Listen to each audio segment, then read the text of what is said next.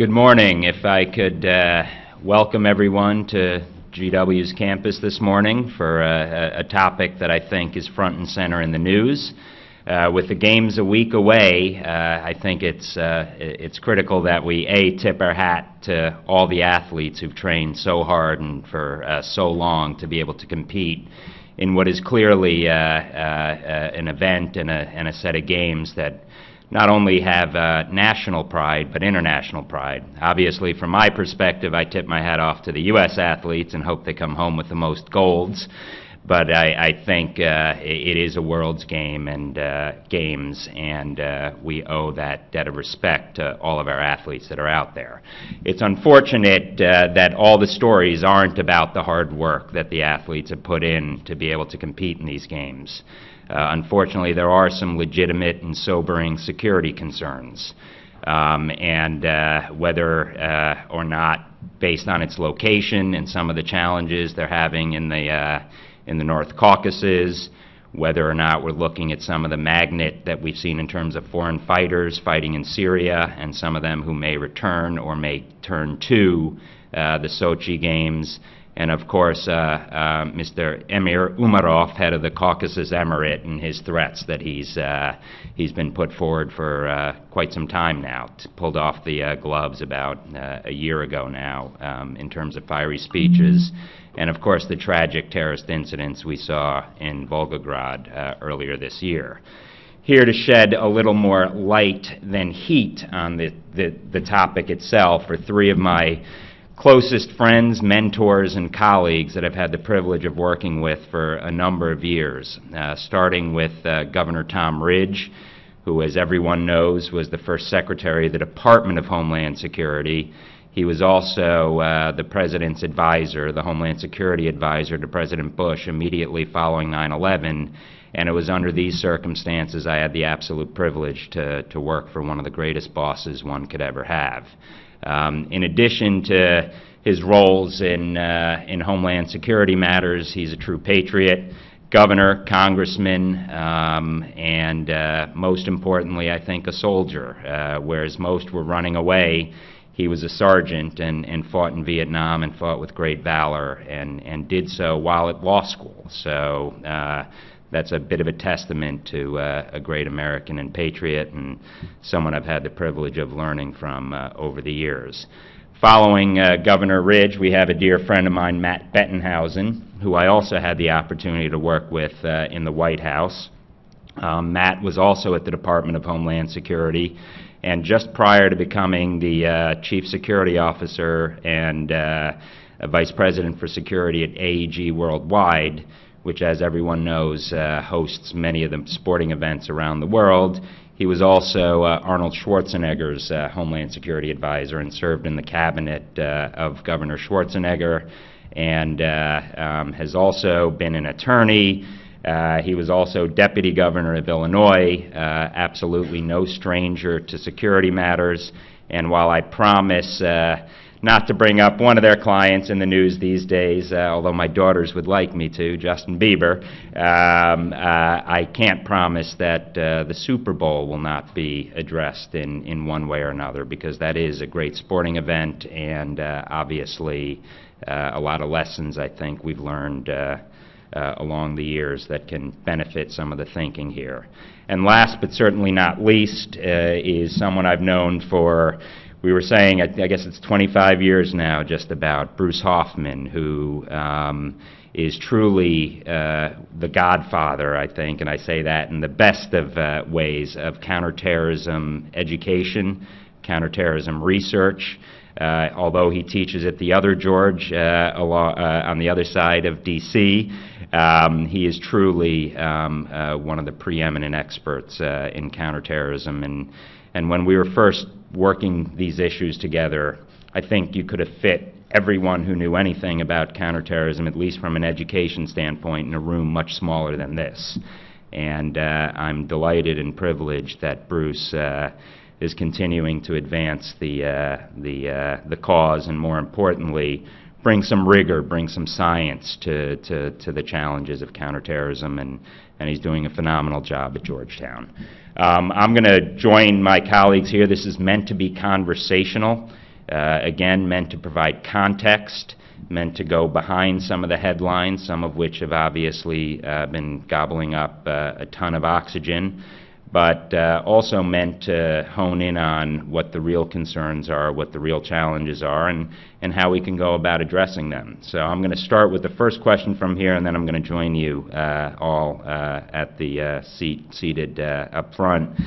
But I mean, to start it off, and we'll start with you, Governor Ridge, I mean, generally speaking, how do you assess and evaluate the current threat and risk to the Sochi Olympics? We've had the privilege of working together during Salt Lake City, which was on the heels of an active and hot threat at that time. I think many people forget. But where do you think we stand today, and just generally speaking, where we think things are going? Thank you, Frank. Thank you for the overly generous introduction. It's a great pleasure to join my colleagues and you in this conversation. I hearken back to those days of the Olympics in 2002. And we need to recall, I think, that is less than 5 months after 9/11. And so all the security preparations, maybe 6 months afterwards, prior to that time were doubled, tripled. I mean, all of a sudden it became a new environment and a new set of concerns. And one of the ironies, I think, is, remember Governor Romney scrambling to raise enough money, and we had to get up to $1.3 billion, and the Russians are spending $50 billion, and we're not talking about a Summer Olympics, we're talking about a Winter Olympics. There are some comparisons to be drawn, but and perhaps we'll do that later on in the conversation. But the challenge that I think that the athletes, our athletes and all athletes and their country sponsors have is what appears to be publicly the failure of the Russian government, at least to share, according to Mike Rogers, in a satisfactory way, the information they have relative to the threat. There is no doubt, there's little doubt in my mind that the ring of steel around the Olympic Village for the athletes and the venues will be almost impenetrable. In this day and age, you never say never. It's all about managing the risk. And candidly, it's impolitic to say that this is also a country that they don't have to worry about the networking of federal, state, and local police. It appears that the national government has seized control of the entire operation, so you have the national police and the military. And you know, I remember we had 13,000 people in the Winter Olympics. We had about 7,000 from multiple federal agencies. We probably had 3,500 to 4,000 from DOD and the Guard. Literally, believe it or not, we had almost 1,000 policemen and women who volunteered at their own expense to come out and help. And it was a highly integrated, and by the way, they had 7 years to work on, just like Sochi. And so unlike America, where the threat of terrorism was something that we're dealing with in a 6-month period, the threat in Dagestan and the threat in the Northern Caucasus and in Chechnya, that's something that's not played very well. Bruce will probably address to that. The Russians have been having challenges in that area.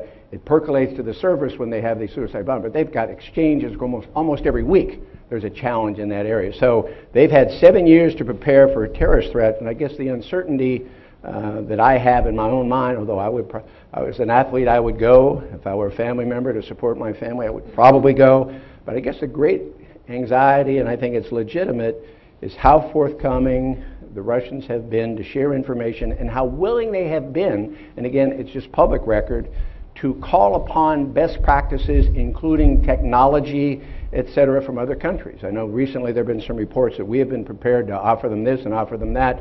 I'm not quite sure they can integrate it at the last minute. They've had 7 years to prepare, and yet it doesn't, again, from the public disclosure, the kind of integration. We had an ops center, we had the state, local, federals, and we had international components. And so I guess, I'm sorry I have to be so generic. I knew a lot what was going on in 2002. I don't know much more than what I read with regard to Sochi. Ring of steel, and I'm very anxious to hear what Bruce has to say about this, but if I'm thinking like a terrorist, and I want to make a statement during the Sochi Games, I don't have to do it in Sochi.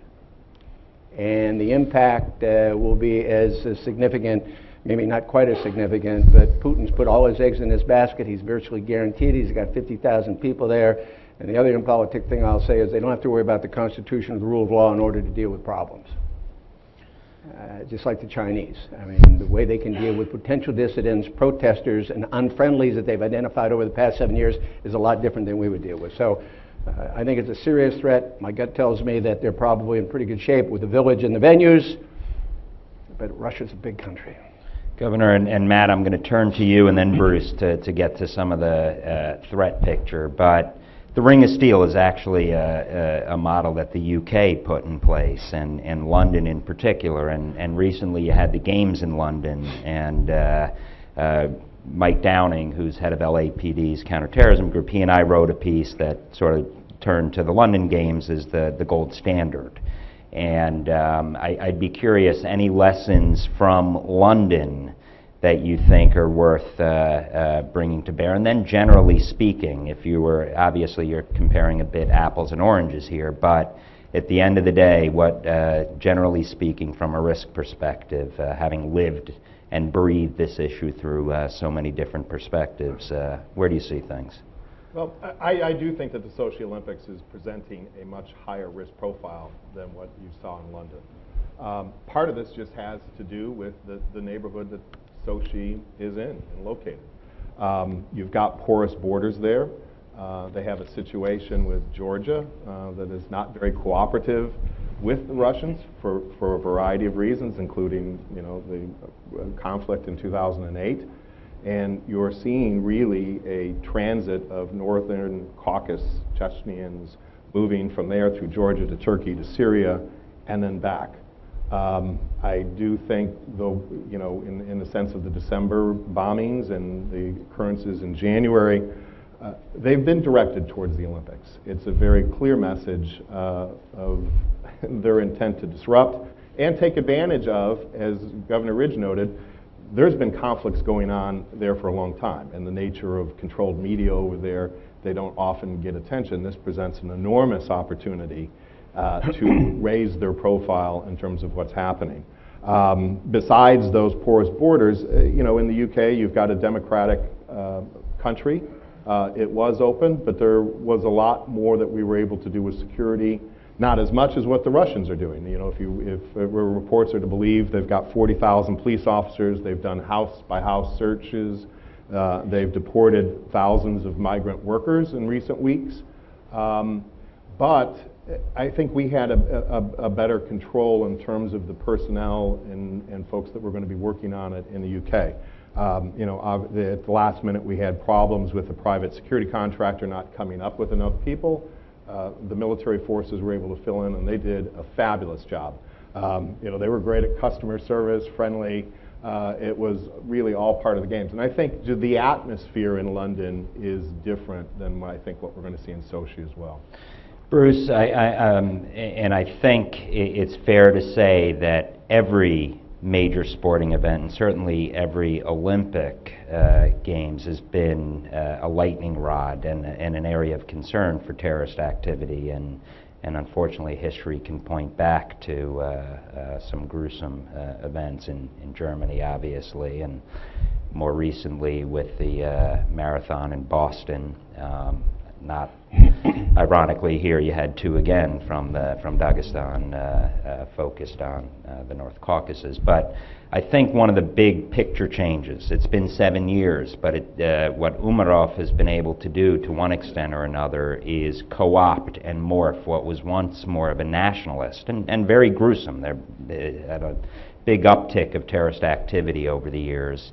But it's now become more jihadi in terms of its flavor. It's now ascribing and subscribing much more to what Al-Qaeda has been putting forward.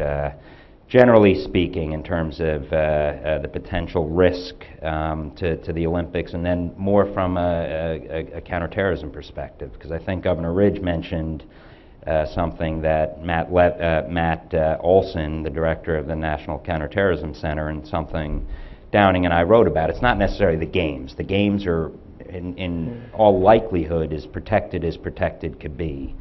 But we used to call it cushion shot terrorism, a term that's no longer used that often. But if you can't hit the target, you hit something nearby, and it has the same effect. So what thoughts do you have looking at this over the years? Well, especially given what the governor and Matt have said, it's hard to picture an Olympics that's really more of a confluence of nightmarish scenarios. You know, you go back to the godfather of Olympic terror, who's Fuad al-Shamali, who was one of the Palestinian organizers. And I think when he explained afterwards why why Black September undertook the 1972 attack there, I mean, he put his finger on what has proven to be timeless, is that firstly, you've got the entire world watching. 40 years ago, in an unnetworked world, one estimate says that a quarter of the world's population was either watching or listening to the Olympic Games. So that's obviously even greater today. Secondly, as Shamali also had described, it's an ideal opportunity to puncture the pride of the host country. That was one of the main motivations of the Munich Olympic attack, because it was to embarrass Germany. It was supposed to be the new Germany when New Germany put aside the 1936 Olympics, and of course they saw it as an ideal opportunity to embarrass the Germans. Well, this is exponentially greater today with Vladimir Putin. I mean, you have not only the fact that he came to power during the Second Chechen War and is reviled by people in that region for that reason. You have one of the foremost amongst the very few supporters of the Assad regime in the world. And then, of course, as you described, I mean, this global phenomena, it's not just a terrorist movement that, let's say, is targeting just the host nation. It's a terrorist movement that does have a much broader ideology. But even worse than that, that already well documented now for decades, you have trafficking people from that region to other conflictual parts of the world where they've gotten training, where they've become skilled in all sorts of terrorist tactics, and then filter back not only to their own region or their own homelands, but as we were discussing in the green room before, and you brought out, you've got the potential for Westerners or for other nationals who have trained in these locations to similarly gravitate to Sochi or that area. And then, of course, you know, previous Olympics were not geographically situated so close to a live conflict zone. But the potential to, as the governor and Matt have described, and I think it's absolutely right, is that the potential to disrupt the Olympics, both in Sochi itself, probably lower, but certainly in the surrounding area or in the country as a whole, is unfortunately quite high. So you can I make an observation? Please. One of the things that, to a certain extent, what's the expression used to poke the finger in Putin's eye to create that. What they've done already with the suicide bombings a month or two ago, Volgograd, with the videotape, the tape, again in a network world, and whatever they were trying to do with those photographs of I was kind of surprised at the Black Widows, that kind of it. Already, the terrorists have created an environment. Absent the suicide bombings in Volgograd and absent the video, would we be here? I mean, we'd be talking about it just because of the proximity of the games to an unsettled part of the world, clearly, where the Russians have been battling the fundamentalists for a long, long time. But all of a sudden, the glamour of the games, something that Putin has been so proud to have attracted at a time when, frankly, I think people thought Russia might be going in another direction in terms of its governance, has been diminished dramatically. And there's a level of concern and anxiety. So already the bloom is off the rose. I mean, they've already created a climate, and that's what terrorists do, even with the videos. We saw videos all the time. You probably remember, I certainly do, from time to time, those first couple of years right after 9/11, the level of anxiety, et cetera, associated with just that. And these were venue specific. We will give the athletes and the visitors a present, I think is what they said, right? Now you go back to the 2002 Winter Games, athletes from 80 countries, but there were probably 2 million visitors in those multiple venues over a couple thousand square miles. A couple million visitors, and who knows if they can, in terms of their accreditation and getting people access, whether they are as competent doing that as they were in the UK, or whether they were in in Greece, et cetera, et cetera. So I think to a certain extent, the terrorists, although I don't think it's their final objective, have created an environment around these Olympics that has diminished in the world's eyes the true purpose of gathering. And to a certain extent, they're already starting to win that public relations game, I believe. You know, Bruce, one yeah, point that you said, Governor, that two things actually. Firstly, the terrorists have already demonstrated their bona fides. So we're not talking about a theoretical threat. They've already 3 times they've struck nearby, most recently in Volgograd. Actually, it's even been more. There have been smaller scale incidents True enough. over the year. But what's interesting is I look at this, basically what you said is almost the second act. I mean, the first act was this lead-up. The second act is Sochi, but then there's a whole raft of follow-on events, the G8 summit, the Paralympics, the FIFA World Cup as well in 20. I mean, the stakes in embarrassing Putin and Russia right now, the terrorists would hope would have a tremendous knock-on effect in hopefully derailing these other events. Well, ironically, it's going on at the same time that it looks like he's the chaotic situation and the strife and the unrest in the Ukraine. I mean, so in terms of his international image, they've penetrated his own little steel curtain that he created around himself, the little bubble he's been living in. But they're not really worried about Ukraine. But I still think they've begun to and look, they've also had 7 years to prepare. I mean, Russia was announced 7 years ago they were getting the Sochis, but let's make no mistake about it, they've been fighting the Chechens for a lot longer than 7 years. So way back when, I'm quite confident in that if they gathered in that small cell to determine what they were going to do, no surprise they've had their eye on this target for a long, long time. You know, Governor, I think you raise a key point, and something we tend to, when we start looking at tactics and the like, I mean, the reality is terrorism is what? It's a psychological weapon. The word terror itself, intended to erode trust, undermine confidence in governments, institutions, individuals, policies, and the like. And I think that that's often gets lost in the counterterrorism sets of discussions, which are looking at it from a little more of an operational perspective. Mm-hmm. But I mean, the reality is in addition to the North Caucasus, in addition to Umarov, you still have other terrorist organizations that have always historically looked at Olympics and similar venues as potential targets.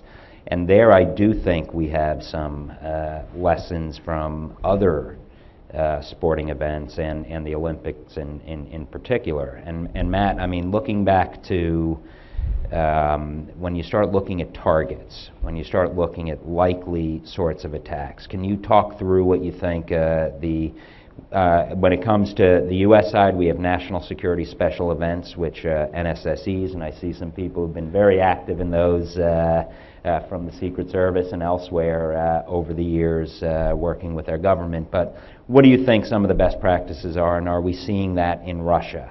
And then I do want to get to some of the international pieces, because at the end of the day, what made London so unique was that it was not only the gold standard in terms of security, but it was the gold standard in terms of sharing of information, cooperation, and on top of all that we've discussed, it comes on the heels of the Boston bombings, and that created a bit of a chilling effect between the U.S. and Russia on counterterrorism matters.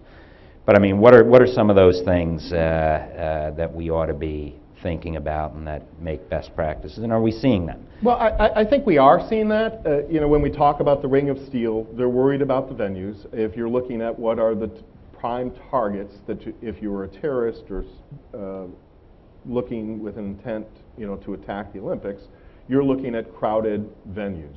Probably not so much necessarily the mountainous regions, but in the Sochi, the cluster there.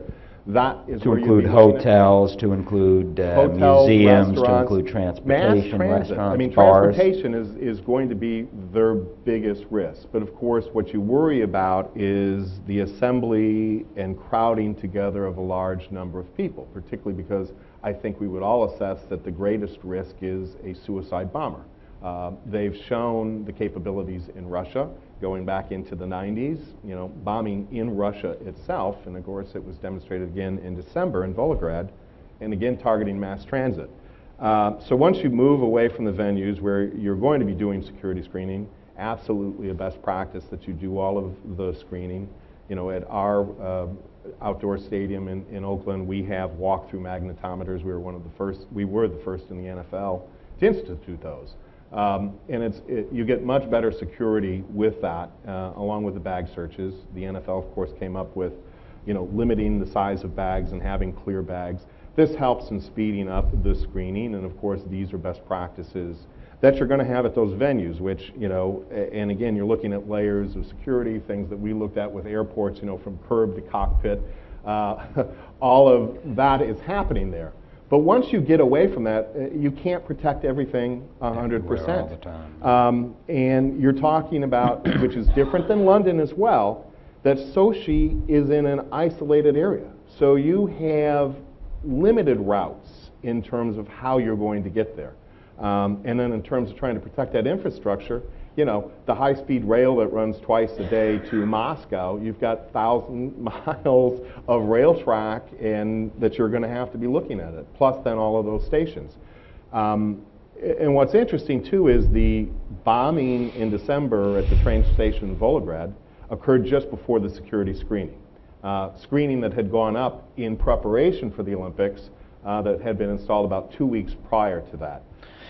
So if you're looking at your problem is you move back from the venues, and I agree with Governor Ridge, that ring of steel in the search and what they're doing at the venues makes it pretty difficult to do the attack there, but there's other targets of opportunity. So highly populous, crowded areas, to include way outside the perimeter, because you're talking about transportation targets on the way in. You know, I should have taken a look at a map, and maybe you know, Sochi itself, I guess, is about 350,000 people. I read somewhere. It's a fairly, but how close are the venues? I mean, frankly, if you really wanted to, they're fairly close to the city. They're off a bit. You gotta travel. Which is one good thing. But let's face it, the headline that the terrorists would get, and you hate to think like terrorists, but we all used to and still do, from time to time. If the attack wasn't at the venue, but in a city that large, it would be an attack on the Olympics, even though it had absolutely nothing to do with the venues or the Olympic Village. And so the Ring of Steel, again, it's around the village and around the venues, but all of a sudden you've got a fairly large population out, 350,000 people, and is that it? Yeah, always prepared. That's the thing I like. Always prepared. Well, the venues are fairly close, but the bottom line is that you know, I must tell you, it's just an anecdote. Some time ago, I read somewhere that during the original Greek games, when they wanted to celebrate the human spirit and the competitiveness and the excellence of athletes, obviously they had the wars going on, but Athens and Sparta had promised that for 7 days before the Olympics and during the Olympics and 7 days after, there'd be no fighting, and then they go back at it again. That's a long time ago. We don't have that situation now. Well, that's an interesting perspective, because it looks like many of the venues are very close to this, just slightly outside the major population areas. But if they hit Sochi, the headlines is they hit the Olympics. Or I mean, if they hit Moscow or Volgograd, exactly, or the transportation hubs into the Olympics. Yep. That's the egress, ingress. Bruce, I mean, would you agree that if you were to look at the terrorist techniques, tactics, and procedures, that suicide/homicide bombing is the #1 concern? The reason I say that, and obviously it's difficult to look into the TTPs of an adversary in advance, but if you go back to the Chechen separatists, I mean, they had also, hostage-taking was a tactic of choice, whether it was the Moscow theater, one of the most gruesome attacks, Beslan. At the school. I mean, you had hundreds of kids massacred there. So you also saw hostage-like situations, and I mean, obviously Black hard to Widows get. On planes, though, you know. And Black Widows have been on planes, and obviously there's the psychological effect of not only Black Widows, but in the Volgograd and the bus bombing, she wasn't a widow yet. Bruce, I mean, looking at TTPs. Well, firstly, when you cite as examples the Beslan school seizure and the Moscow theater in 2002, we can be further unsettled that the Russian response in both of those cases was not the most inspiring. Presumably they've learned since then, but I wouldn't say that they're building off an entirely strong track record. I think the problem is, firstly, suicide terrorism is being a frequent tactic. It's not something that's being in that part of the world that is being peripheral. It's being rather at the center of a lot of these organizations. That's the other problem. We're not just talking about the Caucasus Emirate, which firstly is an umbrella group. There's a number of different subsidiary movements, but you also have the Islamic movement of Uzbekistan, IJU. You know, there's no shortage of potential adversaries, and I think the global nature of the game as well means that it's not just Russia and not just Putin that would necessarily be the target of any operation. The potential, especially at a time when we debate whether the war on terror is over, whether Al-Qaeda has ceased to exist or not, well, firstly, I think there's any number of groups that would very happily assume the mantle or the place of however weak the core is. So that's a huge incentive, and this would put any group on the map, much like it did Black September in 1972. I want to pick up on that because I think one of the themes we are seeing is a conflation. It's not, they're not on the run, it's not what you're actually seeing is a conflation. So the ideology is the magnet that's bringing a lot of these groups together, and the conflict zone can change rapidly. So it can be anywhere from the Sahel and the Maghreb to AfPak, back to Iraq, to Syria today. I mean, at the end of the day, we do need to think about the threat a little differently, don't we? And I think a lot of people felt a sense of, I would argue, complacency, that we can actually go on to all the other challenges we're trying to address as countries and internationally.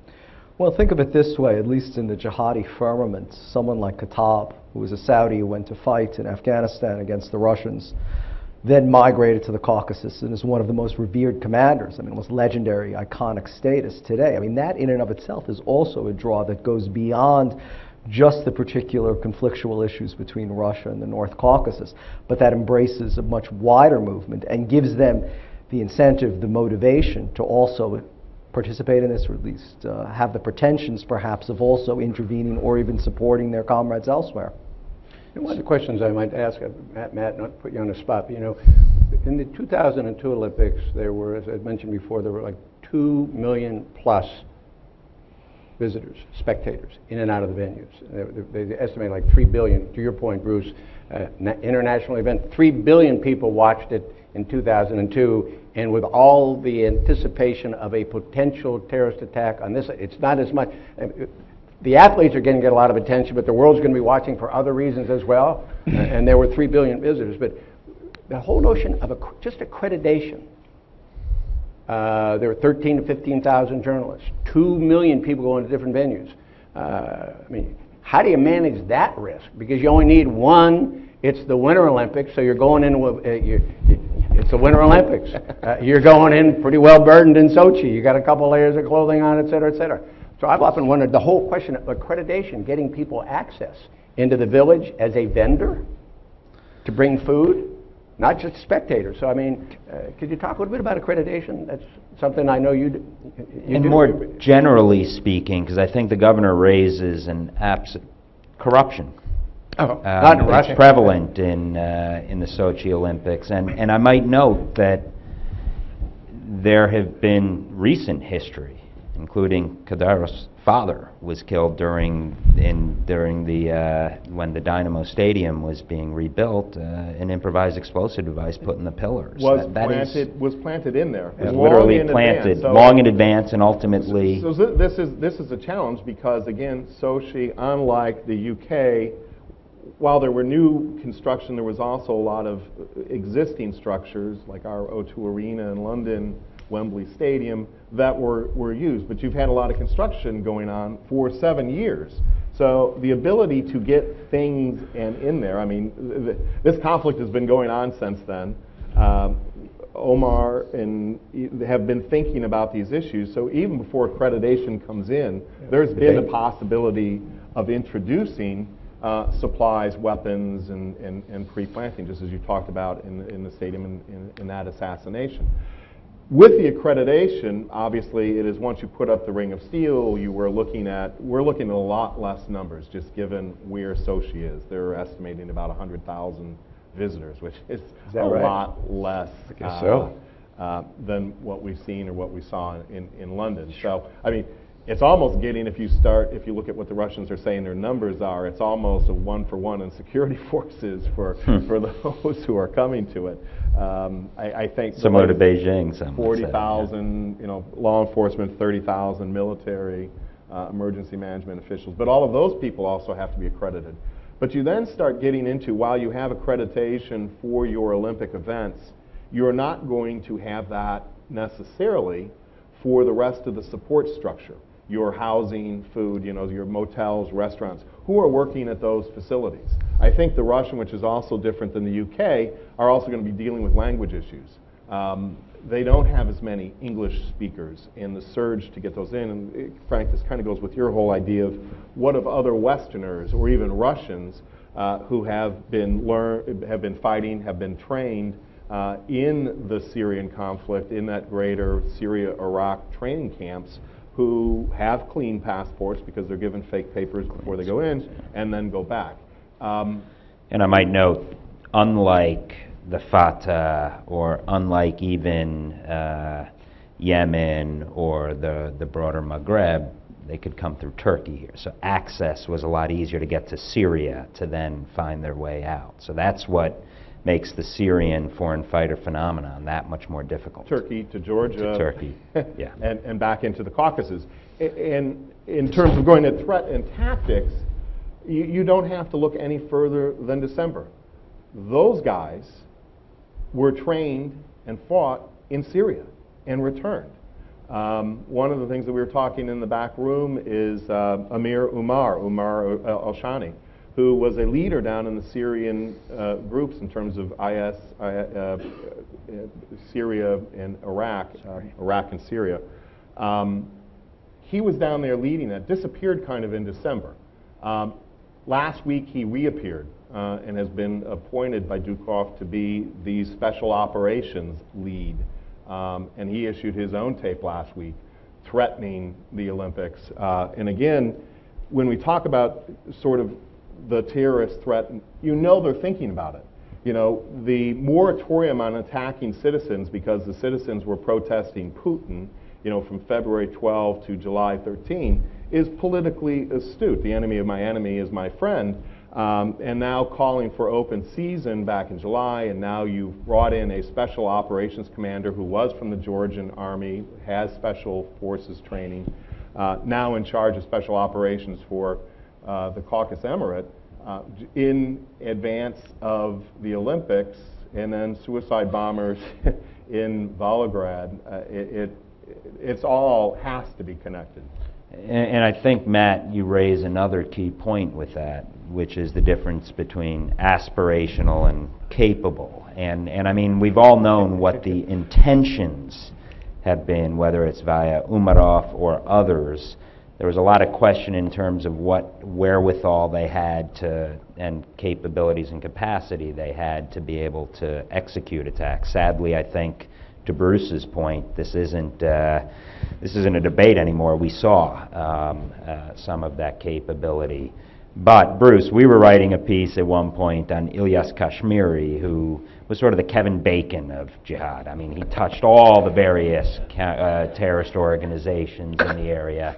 And what he did that was unique was, whereas others were talking about issues, he had the scar tissue, the operations, and to Matt's point, I think that's what you're starting to see is people are going to the battlefields hardened. They're bringing back some of those skills. So that's why Syria and some of these other places become really significant. So when you start seeing those with real operational experience, bomb makers, those that have actually overseen various operations. You're starting to see some of these groups come together. That is a real concern, is it not? It's far greater than the Caucasus Emirate as an organization. And the Olympics.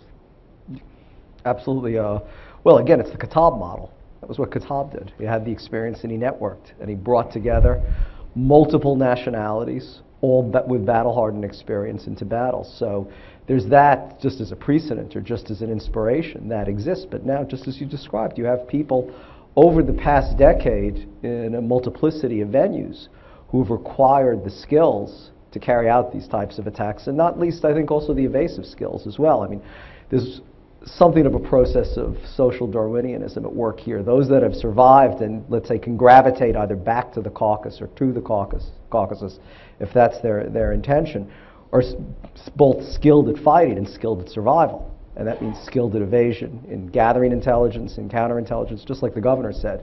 I mean, our enemies had 7 years as well to plan for the Olympics. And I might note that just like all countries face, in addition to formal organizations, you do have homegrown, individually inspired individuals that may not be on anyone's radar screen that I think you have to factor in that are inspired ideologically.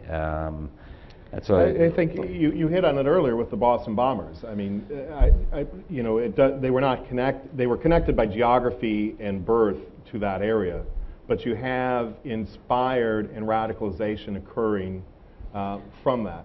I think the verdict's not out. I think there may be more of a direct connection in that case. Yet to be seen. But let's just take it on yes. your point in terms of the threat in radicalization. Radicalization is also occurring in these conflict areas. I think instructive is the recent different cells that were taken down in Israel. Here you have somebody working for the West Bank who incidentally, or not coincidentally, was trained and a fighter in Syria.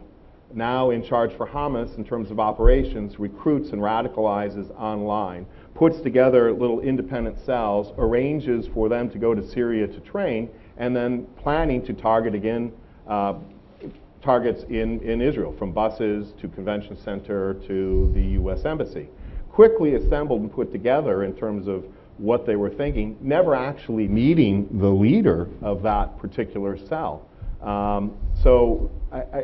What's happening at these training camps is not just the radicalization and then the training and expertise in these things, is worrisome. And I think we've heard a lot both from the UK and France and the EU in recent months in terms of the number of their citizens who are going there, getting trained, getting radicalized, and returning. It is a grave threat. It's something we're also worried about here in the United States in terms of U.S. nationals. Governor, I'm going to start with you, but I want to get everyone's thoughts on this. What does and can the U.S. do if cooperation, I'm not stating it is as fact, but I think it's fair to say it is not as strong as it should be, but what can, should, and will the U.S. do to be able to protect not only our athletes, but also their families, and what sorts of contingency plans can be put in place to make that happen, from exfiltration to what do we think? Well, I would like to think, in spite of the cold relationship we have between the two countries, that at least some of the FBI agents that have been assigned, and they get fairly disappointing reports back in terms of the amount of information has been shared, but I'd like to think that the countries, particularly having the larger representations, could have a place at or near within the operations center, so they have at all times total situational awareness. I mean, that's at the end of the day, that's absolutely critically important. I'd like to think, but I'm not sure, Mike Rogers, again I refer to him, at the end of the day, intelligence sharing, and I think about the Boston Marathon bombers, and I don't know who told what to whom, but apparently both the Russians and the Americans missed that one. And you can't afford to, we can't afford to miss. So you do have to think about contingency plans. But they will be limited, I'm quite sure, by what the Russians are prepared to allow us to do in terms of a rescue team. I mean, God forbid you think of an Entebbe type situation where they're actually holding hostages someplace, but I'm quite, I'm very doubtful that Putin would allow anybody other than the Russians to try to respond, and we know how well they respond in Beslan, and we know, it's just all brute force. I mean, that's just the way they operate. So I'm not sure that, wish I could have listened into the conversation between President Obama and Putin, which apparently occurred in recent weeks, to determine what, if any, contingency plans they made. I don't think they can, frankly, I don't think they can do much other than be prepared to respond to a very last-minute plea for help. And I suspect then pre-positioning aircraft, medical, I mean, this is horrible. We're talking about the Olympics, and listen where this conversation's going. We're sending over several hundred young men and women who've been training 4 to 8 years to compete in a global game, and we're having a conversation here about contingency plans to extract them from basically a hot LZ. That's just, the terrorists have already begun to win the battle because we're having this conversation. But at the end of the day, I think we just, if I were in charge of the operation, a lot of people out there that have more operational responsibility, I would presume you're going to get very little information. I would presume that they may not even have us in the ops center, and hope that they would, but I'd presume to have everybody as strategically placed with all the different kinds of assets you need for an immediate evacuation. But then again, evacuate how many? You can have thousands and thousands of Americans over there, not just the athletes. So contingency plans around the perimeter as best you can. And I might note that also natural disasters are something we need to be thinking about, and whether or not the construction of all of this. Yeah, so, who knows? Matt, what are your thoughts here? $1.3 billion in the Olympics and $50 billion in Russia. I read somewhere that about $750 million has been spent on security. And you know you got some venues, but obviously there's been a lot of corruption, and God only knows the quality of the facilities they've constructed as well, let alone the attack. So the contingency plans have to be limited, but they have to be made. Matt, thoughts? Absolutely. I mean, it's just what we taught with Homeland Security and what you need to do. You know, you've got to be prepared for all hazards. There's not just, you know, the human-caused events. It's an earthquake-prone area. It's an area prone to flooding. In fact, last September, much of Sochi was underwater, and several of the roads, for example, up to the mountainous regions were completely cut off and under more than 6 feet of water. Potential for avalanches and shutting off transportation routes and things there are issues that you need to be prepared for.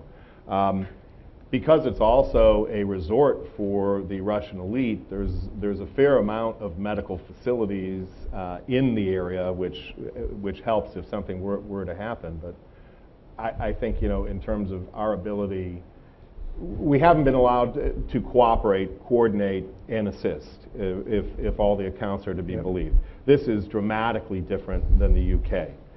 In terms of, you know, everybody at the operations center sharing information, sharing resources. In Salt Lake City, I mean, there was an international collaboration. I don't think we have that here. Yeah, all 80 countries contributing to that effort, and we're not seeing that. And I'm not likely, if an event were to happen, that's going to change. Even though we may have resources there, and I agree we ought to have resources there in case they're asked for and to assist. Bruce?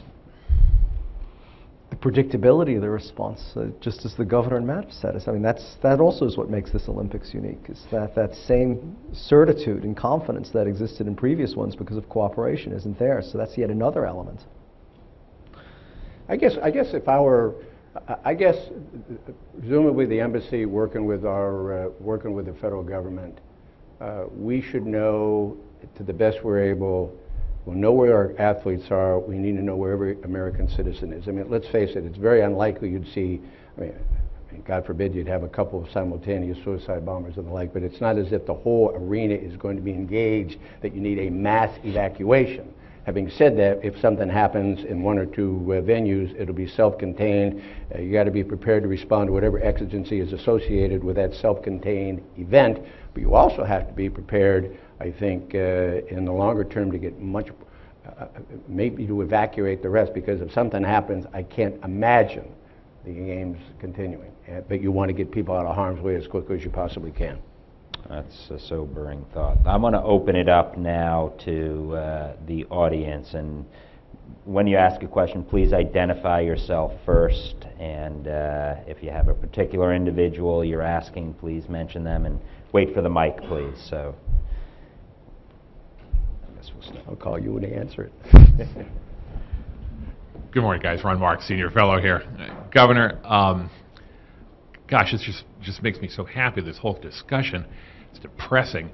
The question I would have on that order of depression for a minute would be, you're back at Homeland Security, you're the director, and let's go back a few months.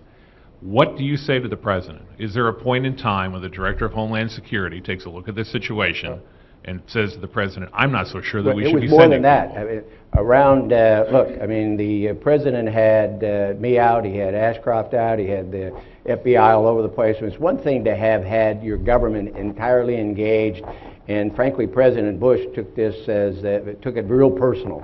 I mean, he was very involved, almost on a daily basis as we ramped up, and that was just in our 7:30 meetings, and I'm sure he had more of them during the course of the day. Likewise, getting ready to send our athletes and families to Greece. I mean, this was something that the President himself was very engaged in. I can't speak to what President Obama is doing. I can just tell you on 2 occasions with the Olympics in Salt Lake City and the Olympics in Greece, the President was involved on a fairly... Is there a point in time... I can't tell you because I'm not there. I think I've just expressed my concern. You should plan for a contingency.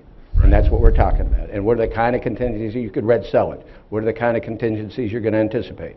This, that, the other thing. What are the kind of if the Russian government is willing to let you come in as a sovereign country with your own military, with your own capabilities, which I still think is highly unlikely, but if they would, what would you need and how would you deploy them and where are they deployed now in the periphery? That's all you could do. So you're not going to be able to say to the President of the United States, whomever it may be, don't put these people in harm's way. I'm so concerned at this point that we simply can't attend this thing. Yeah, well, I tell you what, I remember President Bush sending specific people over to take a look at the venues in Greece and to spend several days talking to everybody, talking to the people with providing the comm, the communications, the security, to make on-the-ground assessments. And when it came back, again, it's all about managing the risk. And the decision was made. We were very comfortable enough to go, but then we had on-the-ground intelligence, and the international community was really involved, as they were in most Olympics, in sharing information and bringing resources, trading best practices, sharing technology, et cetera, et cetera. As an observer on the outside, I don't get the sense that that's what Putin and the Russians are doing. Hopefully, nothing will Can I just underscore? Tragedy will transpire, but there's a lot of people that want to help make these games successful, but I think to date they probably resisted a lot of that support. And just to underscore, I mean, we did do very robust and aggressive hot washes after Salt Lake City. I would get an email regularly from Governor Levitt at that time, and of course Governor Romney was deeply involved. I mean, it was very interactive, and the role that state and local law enforcement played in here in the National Guard, it basically became the de facto new way to do NSSEs. And at the end of the day, it wasn't the technology deployment. It wasn't that was significant. It wasn't even the force and other sorts of deployments. It was that it created a trust, which you can't legislate, you can't mandate. It created trust between the various communities at the federal, state, local, and ultimately international communities. And that, I think... There were all kinds of security at the Winter Olympics that the visitors didn't know about, the athletes didn't know about. I mean, they were up, and you don't need to know about, but it was covered. But there was incredible integration of capabilities, and they used to use the word the trust. Remember, it's the Republic. You had the federal working with the state with the locals, and they had 7 years to plan. But the irony is that they did... But as of September 12th, 2001, they had to ratchet up their planning, and they did. But they did it with a lot of international information sharing and a lot of international cooperation. We had a question here, please. Hi, Greg Minton here with myself. I want to ask about a different type of violence threatening citizens in Sochi, and that's state violence. Particularly the threats that Putin has, or the laws about homosexuality and gay protests. What can the U.S. do to mitigate those types of threats towards visitors, athletes?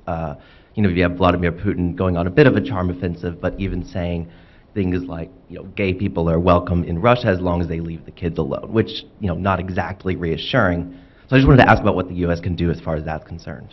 I think the U.S. has done a lot in terms of putting pressure on this. One of the things also, look, we can all disagree about how much could be done, but let's remember this is a sovereign state. It is Russia that we're dealing with here. Let's remember, too, that he outlawed protests in Sochi, and the Olympic Committee, the International Olympic Committee's response has been that they are going to, and they do have, designated protest areas.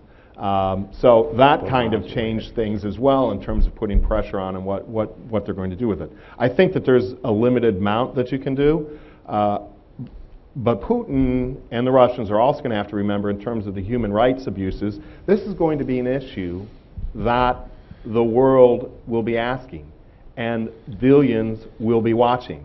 So in that sense, it's less governmental pressure than what is going to be the media pressure in terms of how the Russians respond to this while billions are watching.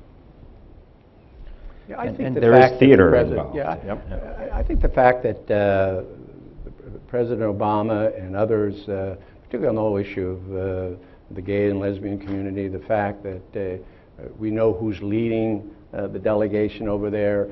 Again, that's one instance where the public relations around a situation, an environment that the Russians created, and the broader global community's response, not just the United States responding to it, but the broader global community's response, means the microscope on that area for those kinds of human rights abuses, at least time leading up and shortly thereafter, will be at a very, very high degree. So he's, you never say never, but I think it's very, very unlikely that you'll see anything associated with that kind of protest right before or right after. And let's face it, they've also had 7 years to deal, however the Russian government and the police and the military deal with potential dissent in the region in Sochi. And so what they've done, the rest of the world will never know, and you can be quite confident that they've made some arrangements to take potential problem people out of the area, just like the Chinese did, not just on Tiananmen Square, but out of Beijing. Question here. Please identify yourself. Thank you. I'm Alex Pimenov, and I'm working for the Voice of America Russian service. I wanted to thank you, all the participants, for this brilliant presentations, but I had a question. You've mentioned a number of times the Islamists and the jihadists as the most important trends with regard to the security issues in this particular case. But and you also mentioned the growth of this jihadist trend versus the formerly central ethnic nationalism in the Caucasus. But on the other hand, we have a number of radical groups representing or claiming to represent the former population of the area where the Olympics are taking place. I mean, the Circassian national movement, including very radical groups. My question was whether or not this issue had anything to do with the security issues in this case. Thank you. I apologize for that drilling. It's not in your head. Did you get the question? Bruce, I mean, I think we did talk that there is a broader threat than just the Islamists in the area. No, absolutely. I think that's one of the issues that makes this also a unique Olympics, is that there's the stated, declared, and very obvious threat, but there's a raft of subsidiary threats. But of course, it's the ones that are coming from, I think, the groups that are the most likely to deploy suicide terrorists, which after all, the most difficult to defend against, that obviously is, captured most of our attention. But absolutely, I think this is one of the challenges of this event, is that there's no shortage of usual suspects, even amongst a fairly, specific group like the jihadists. And as you rightly point out as well, conflict has been going on there for centuries. As the geographic borders change and the mixing of different ethnicities and nationalities that have occurred in that area. This is not something new. I do think, though, the focus has been, because of the recent bombings, because of the explicit threats in that area. But, there's other threats as well that, a visitor to the Olympic Games, needs to be concerned about. You've got organized crime over there as well, cyber criminals, credit card fraud. These things are of heightened issues in Russia, just given their history and involvement in those areas as well. Matt, do you want to touch on, because I mean that was a concern that a number of U.S. officials had raised in advance of going to Beijing, for example, in terms of some of the cyber concerns, communications, bringing in your laptops, anything there that... I mean, if you're a company executive or an individual with sensitive information on you your bring in all your electronic intellectual devices, property, do and not you don't bring your encrypt intellectual it. property with you. I mean, coming with this, let's remember they've got extensive capabilities, and what we're talking about with the Ring of Steel is they're a nation state that's very capable of spying us. They get every electronic communication, whether it's over the internet, whether it's over the phones. It's by law that all goes to the Russian government, that they can look at these things. So you need to have good, best cyber and electronic best practices in terms of making sure that you clean your device before that. Preferably take something, just a regular phone that doesn't have sensitive information. Do not leave those electronic devices unattended. Be aware of your surroundings at all times. I mean, they're basic good safety measures that an individual should take. Don't be clicking on any application updates while you're over there, emails, attachments, all of those things. And know, as part of their protective measures in the Ring of Steel, they're monitoring and looking at all of this on a daily, real-time basis.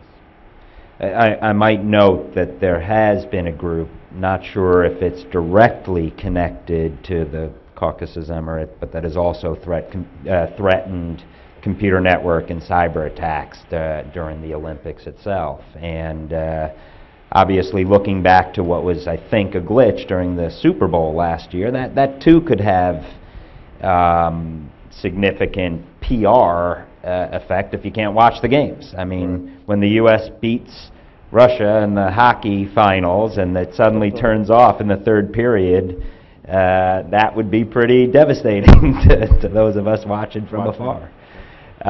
No, and there are much more serious computer network attack issues. We have a question here. As well as criminals who are trying to scam and skim cards. And by the way, I mean, as the Target breach recently, and allegedly some of the code was initially in Russian, that had huge impact from an organized crime standpoint. Yeah, Ed Cash with CRA, former colleagues of Matt and Governor Ridge. I don't know if you remember me. Who let him in? Who let him in here? The International Olympic Committee obviously selected Sochi. Do they now relook at their whole application process? Because obviously they convinced the Olympic Committee that Sochi could secure these games, and I mean they were probably strong-armed by Putin. But is it a whole new process now? I mean, were they fooled? Are they saying, what were we thinking? Or I'm curious to get your opinion on that. Well, I'll give you my personal opinion. The politics of IOC in the selection process is very difficult to understand and decide. Obviously they knew the potential of the risks here in Sochi, but it got promoted and it got selected.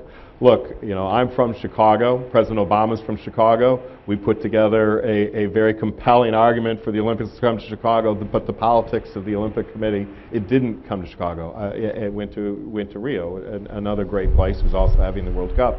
But boy, if you could figure out the politics of the selection process, you could make a lot of money, Ed.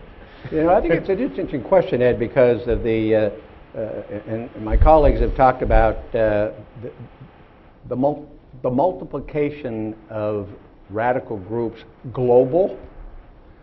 So while Sochi and its proximity to a troubled region in Russia with the fundamentalists has raised the level of concern to a point where the entire globe is worried about it, with very specific attacks for a very specific purpose. The threat of terrorism on any of these venues going ahead will continue to be a real threat and may even get exacerbated down the road. One doesn't know, depending on where they take it. And so while I think the process The only thing I know about it is what you know about it. That's what we read. Sounds very political. Maybe some side deals made from time to time. So I don't think that's going to fundamentally change. But I think the notion that in a post-9/11 world, major international events, the World Soccer Tournament down in, is that in Brazil? Brazil. And then you got the Olympics. So all of a sudden, because the jihad and because the scourge of terrorism is global, these major international events will always be potentially a significant target. And again, hopefully countries that we're going to host them in the future will be a lot more forthcoming in the information shared. There's also in taking advantage of the lessons learned, both good and bad, that other countries have experienced when they've hosted these very significant events.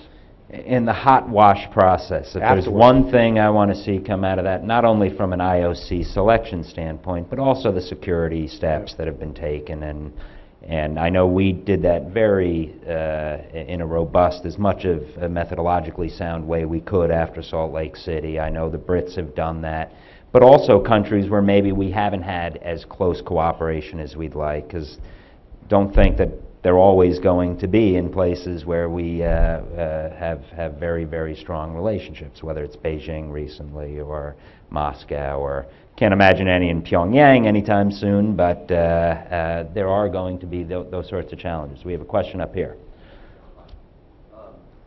We good? Scott Thuman from ABC 7 News here in town, and I'm just curious, knowing everything that you do know, and with your backgrounds and expertise on this matter, not in the hypothetical as you, as perhaps an athlete or a relative of an athlete, but just as a spectator, if you had tickets, would you go? To each of you. Oh, I would go. I probably would. I would go. Same here. I would go. With eyes open, but I think... Yeah. Would there be a great level of reservation for you, or? Well, listen, I'm not going to speak for my colleagues, but I think you go armed with the knowledge about the potential threat, which means that you yourself have to have a certain level of much greater vigilance in terms of who you are, where you go. Your mobility might be limited to areas where you're personally very comfortable for different reasons as to moving in and around the community. But I think you need to go. Again, you manage the risk. Is there a risk? Yes. It seemed to be higher than other Olympics, certainly does. But then again, not all the other Olympics had 50,000 people involved in security, and not all others were Winter Olympics were dealing with a government like this that you can feel pretty confident has really put the hammer down long before this, the games, the torch is lit and the games begin. There is a risk, yes, but frankly, if I enjoyed winter sports, I'd go. Matt? I agree, and again, what are some specific steps? Consulate, phone number? Yeah, you know, one of the things, if you're a U.S. citizen, you can register before you go with the State Department, who will provide you with notifications. They will provide you with safety tips. You know before you go. It's common sense security practices that you want to be taking. You want to avoid crowds. For your personal safety, pickpockets, just in general, those should be avoided. If something happens, you want to get out of the area. Too often you go and you watch an explosion goes off and people are standing there taking photos and other things, and you've got to worry about the secondary device. But be careful about your credit cards. Don't carry too much cash. Don't dress ostentatiously, showing off your wealth. Be aware of your surroundings. Make sure that you're in communications with people back home, that they know how to get a hold of you. Those are, know the way out of your hotel. If an earthquake were to happen, make sure that you know where the exits are to go down the stairs and get out of there. Make sure your hotel rooms lock and are secure. So it's going to take the joy and the excitement about going to the Olympics has been already diminished for everybody that's gone. I mean, and you said it, Frank, at the outset. You kind of think of these young men and women working 4 or 8 years to get there, and they're going to compete as hard as they can, but there's a shadow, there's a doubt, there's a cloud. But you go, and if you go as a visitor, if you go to the media, I mean, if you went, would you go? If ABC sent you, I suspect you would go, but you would do everything that Matt recommended to have a sense. I also think you're going to find, at least in a lot of those venues, every other person you see is going to have a uniform on.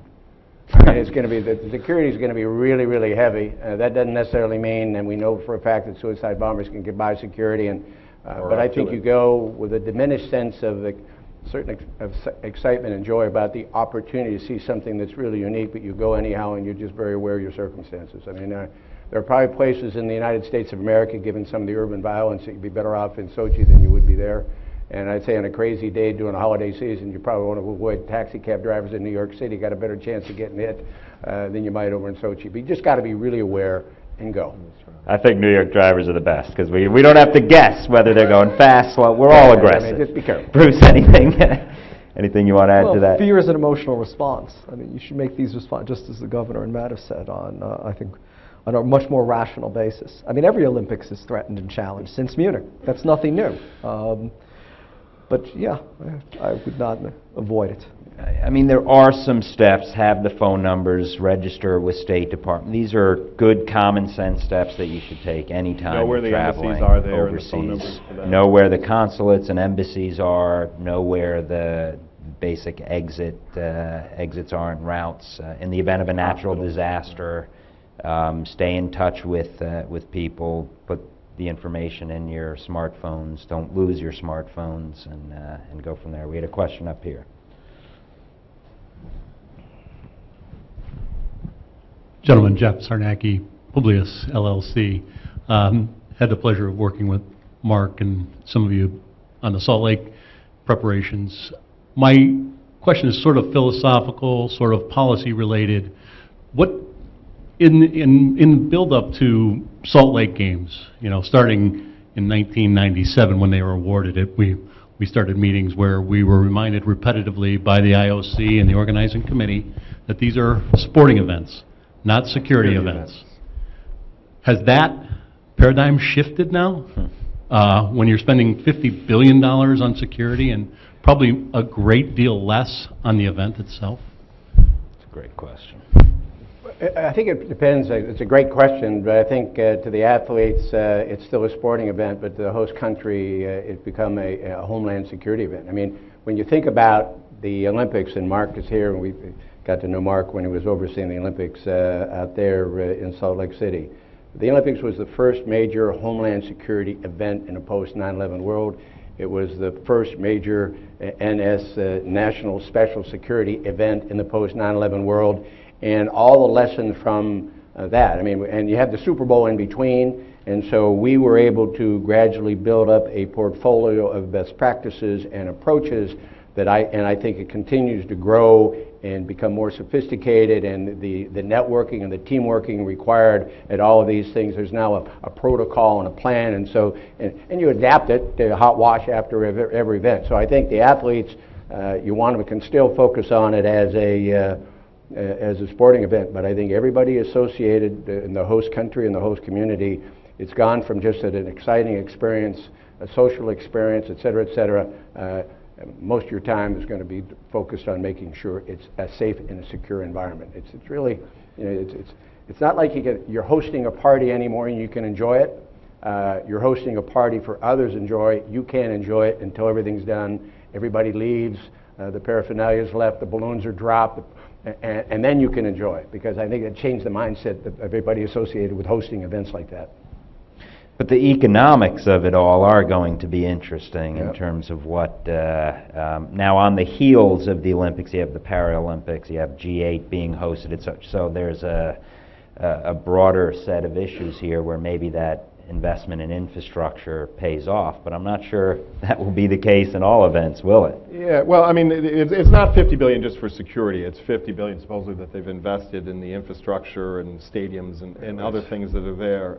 None have gone to ill-gotten gains either, right? Yeah, but you know, from an athlete, their families, fans and supporters and guests, look, this is about a sporting event, but when you're getting the ticket, it is expected that you're going to be able to see it, visit it, enjoy yourself in a safe and secure manner. So always security has to be at the forefront of meeting those expectations of those visitors and your guests who are going to see this. But I mean, these are sporting events, and I don't think that we should lose sight of it. You've got a bias here in terms of we're ones who look at bad actors and have been concerned about bad actors, and what could be some of the worst case scenarios in terms of what we're looking at. But remember that when we're talking about it. But I think in terms of best practices, some of the things that we do, not only from the Olympics, from the first top official exercise when we had the federal coordinating officer. I've been up to New Jersey looking at the work that they're doing up there. And Ed McLeese, who's with Homeland Security Investigations from DHS, is the federal coordinating officer there, bringing in all of these federal resources. Jim Motello from U.S. Secret Service is the deputy federal coordinating officer. This is something that we developed as a best practice and is working great up there in terms of making sure that you've got great and seamless cooperation from federal agencies and supplying their resources to the states, to the locals, on the state level. Rick Fuentes, the superintendent of the state police, they're there working on these issues. They always handle security for MetLife Stadium for the Jets, so it's not like they're new to the Meadowlands. They're working with that. The PSAs, which is a new concept that was introduced with the Department of Homeland Security while we were there. Frank Westfall up there doing a great job in terms of coordinating and making sure you have those communications. And it's just, when you do a hot wash and you do an after action, particularly when you have an incident, and I think you'll agree, Governor, the number one issue that we always come up with is communication problems. It's about communications. And these efforts and what we have done in other events are best practices in terms of making sure that you got a seamless, coordinated, and effective prevention, protection, preparedness, and response and recovery for all potential hazards.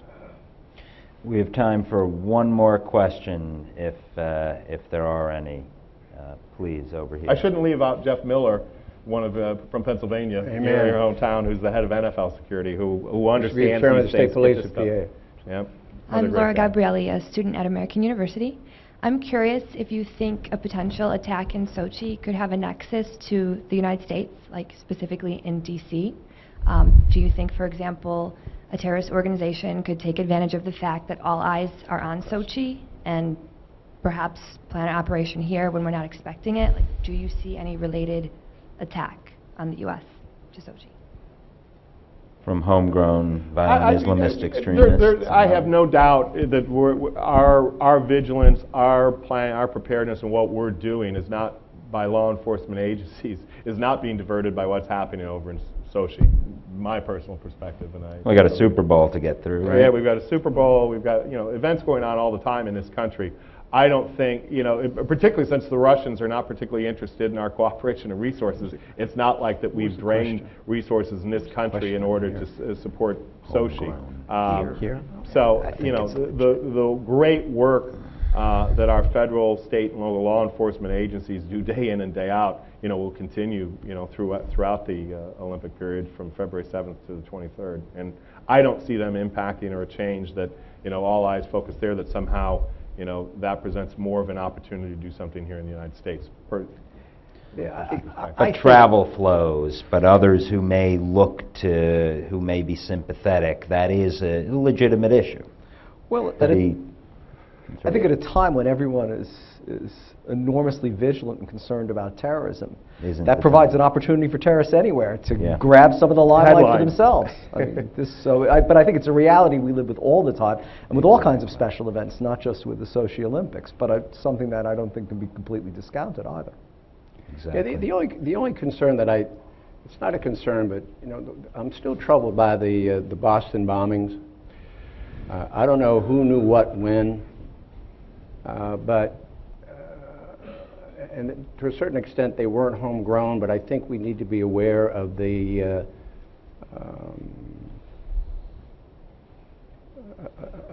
fact that they came here, were integrated in, developed friendships, became part of the community. No apparent track record coming in, and I'm not going to get into who said what agency did or didn't do, but I think there's a lesson there, and I'd like to think in future occasions if a country with whom we don't have particularly warm and cordial relations gives us a heads up about a potential terrorist, that perhaps we're a little bit more aggressive in monitoring their activity while they're here. and then sharing that information. I mean, one of the challenges I think Homeland Security's always had is that it's really a consumer of information. It doesn't get its own. And so I think there's probably a lot of lessons, both good and bad, from that experience. But the fact is that it may not exactly be true, but depending on the group that you look at, I like to say Americans have watches, the terrorists have time. We're in a big rush. We're in a just-in-time world. We got to connect immediately. I heard a couple guys in here for several years, got assimilated, blah, blah, blah, and who knows when they were proselytized, when they were converted, when they did all that.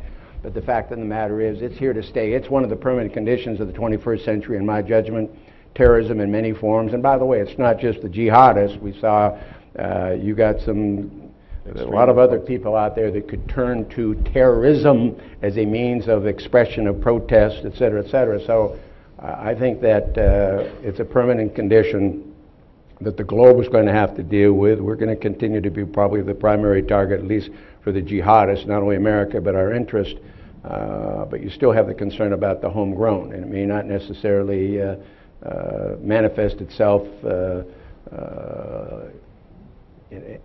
over time, and I still think you have to be worried about that pattern of activity. Come in, get settled, no previous record, and then all of a sudden you've got the tragedy associated with Boston. And I just want us to be a lot more aggressive. I mean, I just don't think there's a red phone where the Russians pick up the phone and call the FBI and say, hey, there's a couple. I mean, I don't think they chit-chat every day. How's the wife and the kids?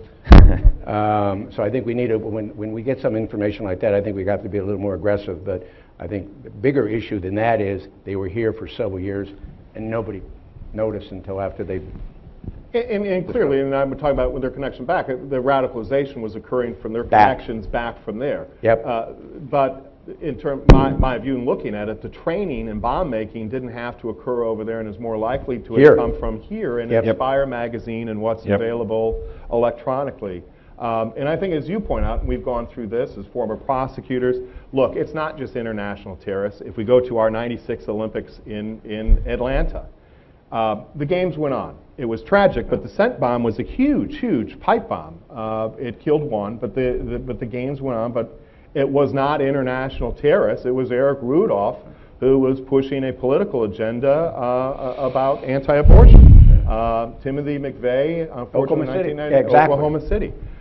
So it's not just the international terrorists that we have to worry about, and unfortunately, it's a dangerous world, including here in the United States. That the technology and information is out there to learn how to do damage. Speaking of watches and time, I have to be the tyrant, given the tyranny of time, and close us off at this point. Let me, before I thank our guests today, I mean, it's often been said that a pessimist is an optimist with experience, but I'm actually optimistic going forward. And if there's one issue that I think can emerge out of all this, is that this could be used as an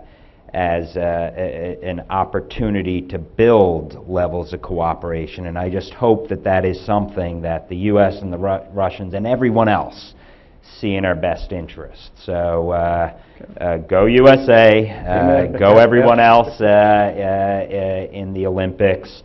And before I let you go, let me thank our three amazing panelists, good friends, and I think in the end, sobering, but shed more light than heat. And I think, as you heard, everyone would still be going themselves. So thank you. Amen. Thank you. Amen. Thank you. Thank you, Frank. Thank you. Great. Always a pleasure, pal. Great to see you. Thank you.